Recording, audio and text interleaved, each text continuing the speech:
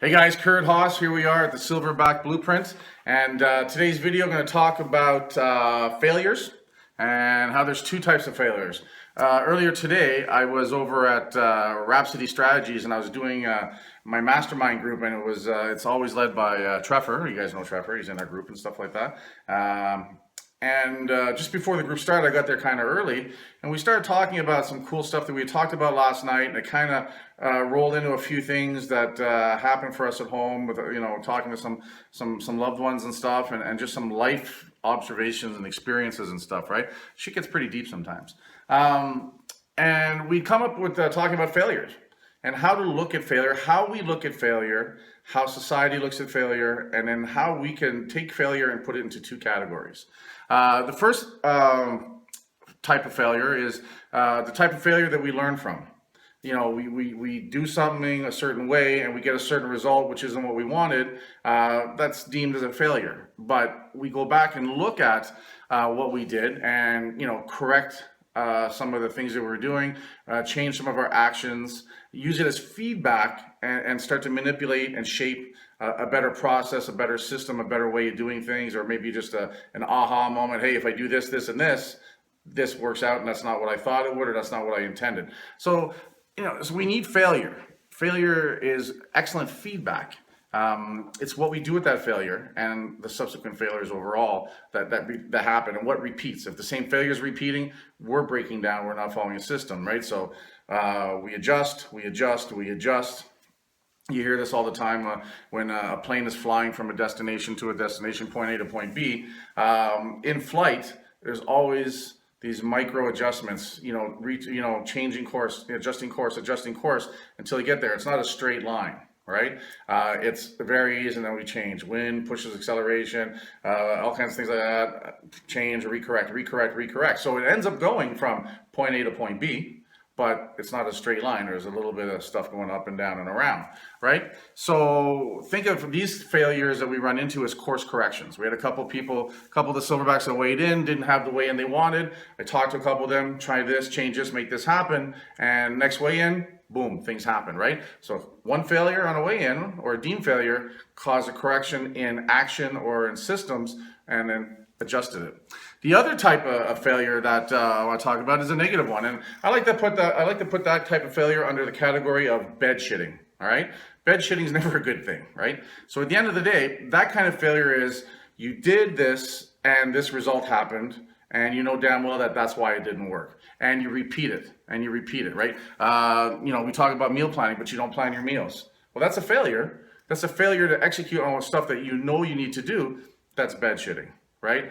You know the outcome of it, but yet you do it. And if you keep doing it, those are the failures. Those are the negative failures. Those are the failures that we don't learn from. Those are the failures that we give up, right? And, we want to, how do I say that?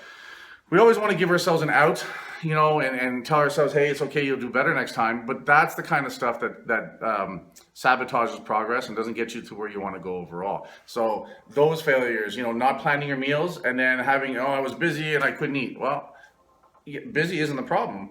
Not planning your meals and not preparing your food and having them ready, that's the problem. But you know how to solve that. You know what steps need to be taken. So when you fail to do that, that's bed shitting. Right? So that's the big difference overall. You know that you've got to stay within a certain amount of carbs and protein and stuff. You know that, you're supposed to eat so many meals. And if you miss a meal, it's not good. And if you have an extra meal, it's not good. And then you get to the weigh-in and you're like,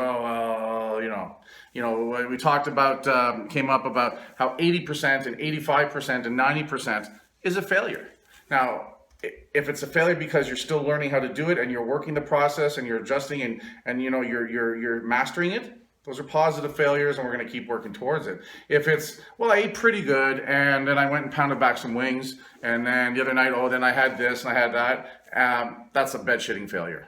At the end of the day, right? You know what you're supposed to do, you know what's supposed to happen, but yet you're not doing it, right? We can get into the psychology of why we have problems with change and why we're afraid to do it and why we sometimes are afraid to succeed. That's a different video down the line. But at the end of the day, guys, failure, two types. The good failure, adjust, correct, move on, learn from, and adapt, and bed shitting failure, which is you know what you're supposed to do, yet you fail to do it, and you expect a different result, or you only do it partially or half-assed. That's bed shitting. right? That's the big difference overall. So I wanted to clarify that. I want to thank Trevor. Great talk this morning. We really had a good session on overall on our mastermind. So think of a mastermind as what I'm doing with you guys with the Silverback blueprint, right? It's really a mastermind. It's a group of us, all with common goals, common situation, looking to improve. Well, what I do over at Rhapsody Technologies with Trevor and Eric is one of the things I do with them is I go to a monthly mastermind where I sit with Trevor and 3 or 4 business owners, and we talk about specific subjects. Trevor brings out, facilitates, and then based on that, we have a discussion, what's working, what's not working, ideas, planning, listening to each other, hearing,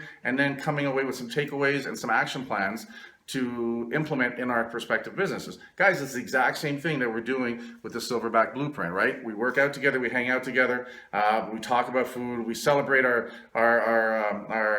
victories together, and you know, if there's a mistake and there's issues and some failures, positive failures, we're like, hey man, I get it, try this, make it work. But then there's a point too in the group where like, you know what, when you start, you know, bringing the bed shitting failures for it, the group also, its responsibility is to call those guys on that and say, hey guys, you know, dude, you're supposed to do it this way. You understand that, right? We've talked about that, right? And then it becomes a responsibility in the group where you don't want to let the group down either, not just yourself. And sometimes we'll put a group of people ahead of ourselves, our own welfare and stuff, right? So sometimes that's the power of the group. And if that helps you focus along, another cool aspect of working in the group, right? So guys, listen, keep crushing it. Second weigh-ins happened, down about 22 to 24 pounds. The big weight loss this week was Bob Van Ass, almost 6 pounds. Rich really good because a couple changes and stuff like that he didn't do so well before, so that made a big difference, right? So again, took some failures, made some course corrections, some system corrections, and sees the difference overall. All right, guys, keep at it, keep crushing it. Like I said, the workout part's easy now. It's all the small stuff we're going to keep working in and working together on. All right, guys, I'll talk to you guys later.